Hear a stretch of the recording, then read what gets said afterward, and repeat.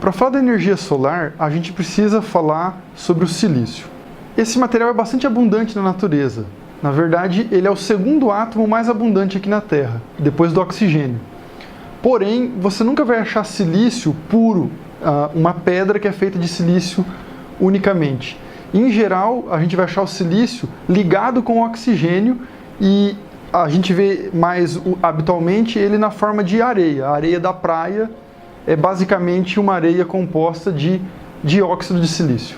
Então, para fazer alguma coisa com o silício, quando a gente fala de fazer microeletrônica ou gerar energia solar, a gente precisa do silício puro. Para fazer isso, o processo tem pelo menos 3 fases. Na primeira delas, a gente pega carvão, madeira, alguma coisa que tem muito carbono, mistura com areia e esquenta isso a tipo 2000 graus, 1900 graus Celsius, uma temperatura muito alta.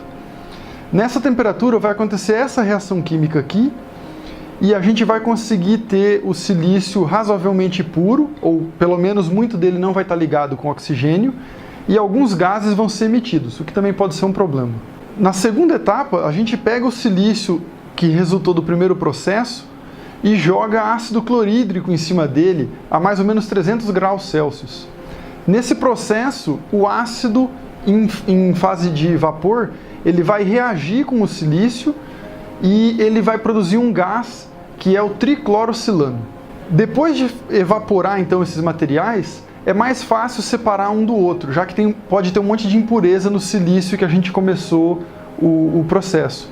Então a gente pega o triclorocilano e separa ele por destilação dos outros gases. Na terceira fase do processo, a gente tem que ter uma atmosfera controlada, é um processo bem delicado para se fazer, e aí você controla a temperatura em torno de 1100, 1150 graus, coloca o que a gente chama de uma semente, onde vai crescer um cristal de silício, e aí a gente vai jogando o triclorocilano em cima desse cristal. Com isso, o que era um pedacinho pequeno de silício vira um wafer bem grande como esses daqui. No resultado desses 3 processos, é possível obter então o silício que a gente diria ultrapuro, ou silício de grau eletrônico. E aí ele vai ter uma parte por bilhão de impureza. Com esse silício e processos adicionais, a gente pode fazer então tanto os dispositivos eletrônicos, toda a microeletrônica depende do silício, e a gente também pode usar esse material para fazer as fotovoltaicas, que são aquelas placas que ficam no telhado das casas e que geram eletricidade, que estão começando a ficar mais populares agora. As fotovoltaicas de silício não são as únicas disponíveis, existem várias outras. Só que eu acho que ela levou vantagem em pelo menos 2 momentos com relação às outras tecnologias. O processamento do silício não é novo. Como eu falei, tem mais de 50 anos.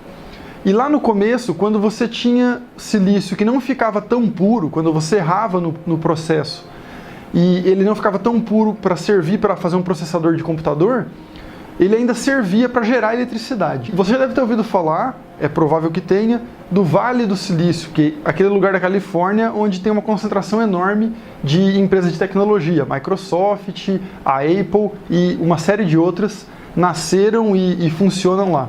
Na verdade, o nome Vale do Silício é porque lá estão as empresas que usam a tecnologia, não é onde o silício é produzido. Hoje, 2/3 do silício do mundo é produzido na China. E as fotovoltaicas não são feitas só de silício, é um equipamento delicado para se construir. O núcleo, vamos dizer, a alma do negócio, onde a luz vai virar eletricidade, é o silício. Mas o dispositivo em si, aquela placa que você vai ver no telhado das casas, ela tem vários componentes, várias camadas que são coladas, encapsuladas umas nas outras, e elas têm que resistir ao tempo, ao vento, ao frio, à chuva, e por bastante tempo, já que não faz sentido você gastar tanto dinheiro para ter um dispositivo que vai funcionar por poucos anos. Então, hoje em dia, as fotovoltaicas de silício funcionam em média por 20, 25 anos. Um dos problemas para fazer as fotovoltaicas é o contato elétrico que vai coletar a energia que foi gerada no silício. E esse contato é feito predominantemente utilizando prata. Se você tentar não usar prata, a fotovoltaica provavelmente não vai durar tanto tempo. E a indústria do mundo hoje utiliza então predominantemente a prata misturada com alguns outros materiais para fazer esse contato. Isso não era um problema quando a produção de silício era pequena, mas depois desse boom das energias renováveis nos últimos 5, 10 anos, a produção chegou num nível que é da ordem de 100 gigawatts pico por ano. Para pôr em perspectiva, de energia elétrica no final, isso é mais ou menos equivalente a um pouco mais que uma Itaipu por ano, talvez.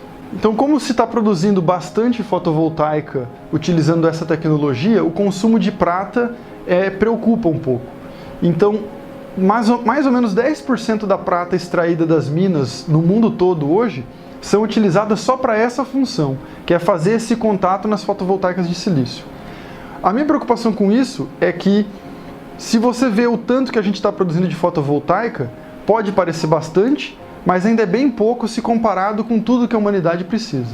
Isso fez com que, ao longo do tempo, nos últimos 10, 15 anos, muita gente tenha procurado desenvolver tecnologias alternativas para conseguir fazer uma fotovoltaica de silício sem usar prata, o que até aqui, comercialmente pelo menos, não apareceu nada no mercado, ou criar outros tipos de fotovoltaica. E essa sim já tem outras disponíveis no mercado. Uma das principais é a vendida pela First Solar nos Estados Unidos.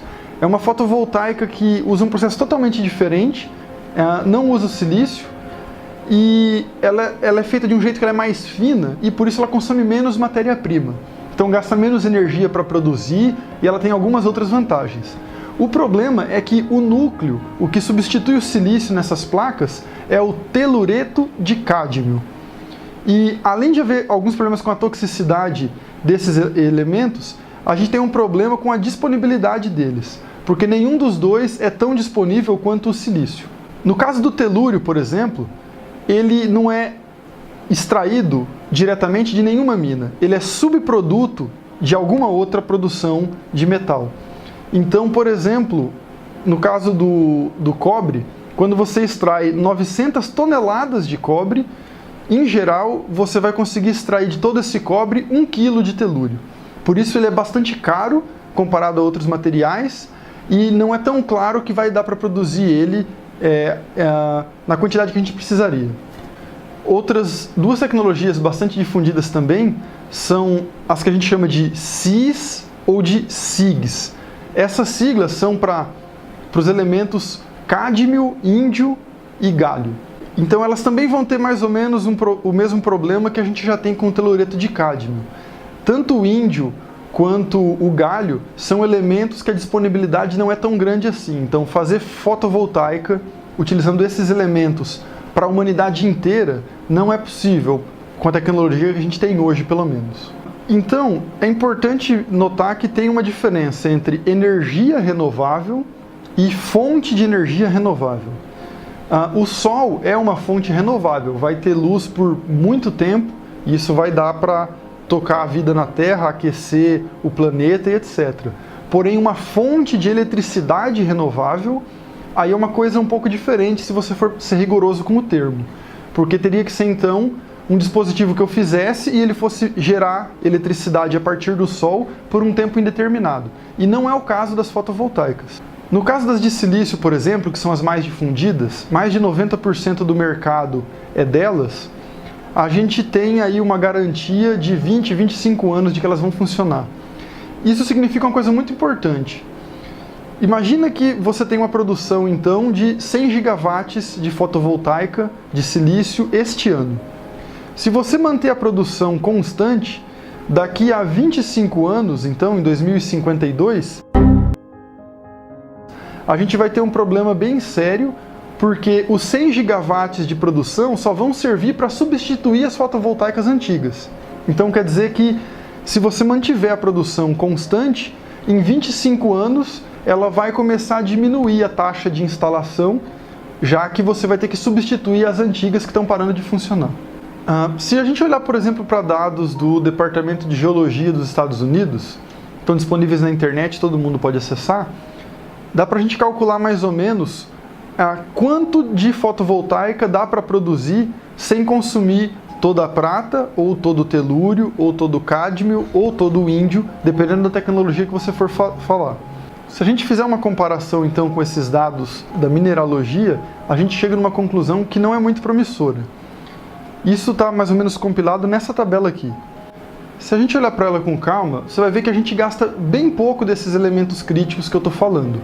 Porém, esse pouco vira um problema quando a gente pensa na escala de toda a energia que a humanidade consome. Então, no caso das fotovoltaicas de silício, a gente precisa de 25 kg de prata por megawatt. De telúrio, a gente precisa de 97 kg por megawatt para fazer as fotovoltaicas de telureto de cádmio. Se for usar índio, dá uns 22 quilos por megawatt. Então, o problema é que de megawatt para gigawatt tem 1000 vezes a mais. E de gigawatt para terawatt tem mais 1000.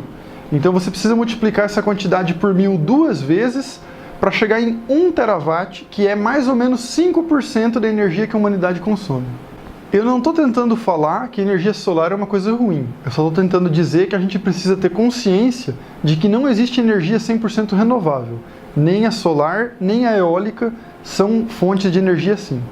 E existem vários outros problemas que vocês já vão encontrar informação em diversas fontes, jornais falando sobre isso.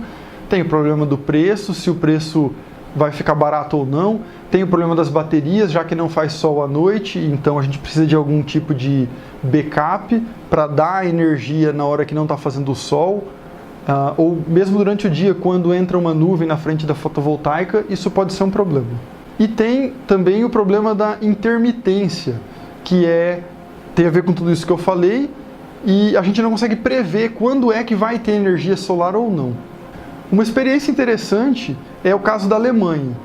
Nos últimos anos, eles decidiram desligar os reatores nucleares e não reformar, parar com a energia nuclear.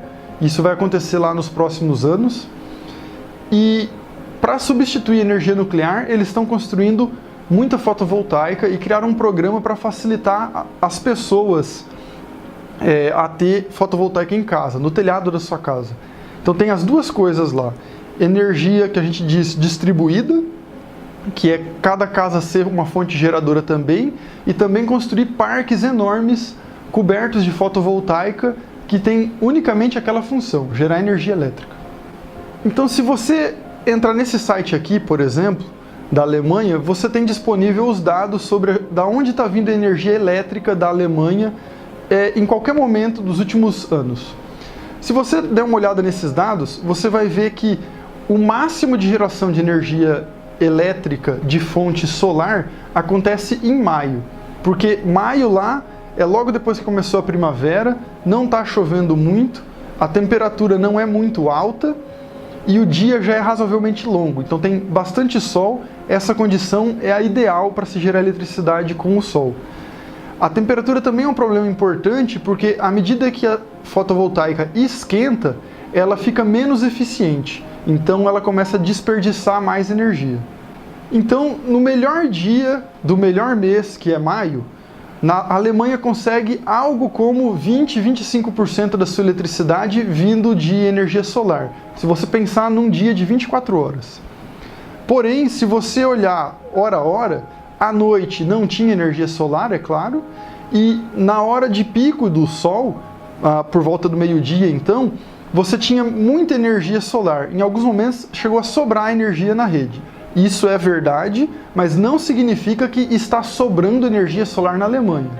E o outro lado da moeda vem no inverno. Se você olhar para o mesmo tipo de dado, mas para o começo do mês de janeiro, por exemplo, quando os dias são muito curtos, porque é inverno na Alemanha, e também tem o fato de que vai ter muita nuvem, o tempo fica muito fechado e etc., então praticamente não se gera energia solar em alguns desses dias do mês de janeiro. A diferença entre quanto de energia você consegue gerar em maio e em janeiro é tão grande que isso faz com que a potência de energia solar disponível caia para 1/5 se você comparar o que você tinha em maio com o que você tinha em janeiro. E nos países frios, é justamente no inverno, no caso da Alemanha em janeiro, que você precisa consumir mais energia, porque as pessoas precisam de mais energia para o aquecimento, por exemplo.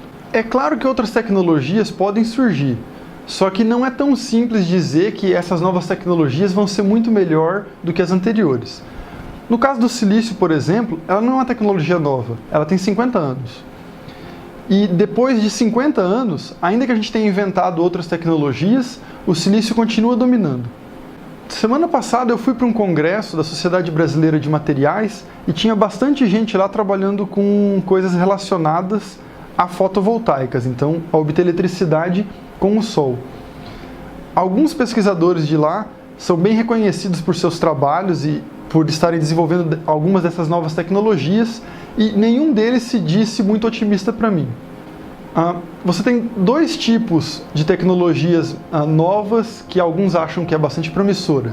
Uma é com um material que a gente chama de perovskita, e eles têm um problema também porque dependem de elementos raros, não é muito diferente das outras fotovoltaicas que eu mencionei. E a outra alternativa são tecnologias baseadas em fotovoltaicas de polímero, de um tipo de plástico. O problema dessas fotovoltaicas é mais a durabilidade do que a eficiência ou talvez a disponibilidade dos materiais. Você não consegue fazer ainda que uma fotovoltaica de polímero consiga durar por 25 anos como duram as fotovoltaicas de silício.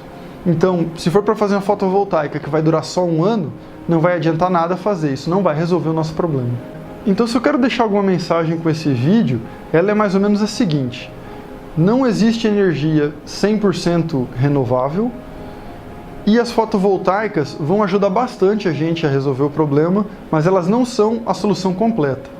E não é só porque a gente precisa de baterias ou porque a gente precisa baratear o preço delas. É porque talvez não tenha matéria-prima disponível mesmo para fazer tudo o que a gente queria fazer. No próximo vídeo a gente vai discutir então alguma outra fonte de energia. A gente vai falar de eólica, já falamos de nuclear, e o que é importante considerar sempre em qualquer uma das fontes que a gente for discutir é o quanto de energia a gente precisa.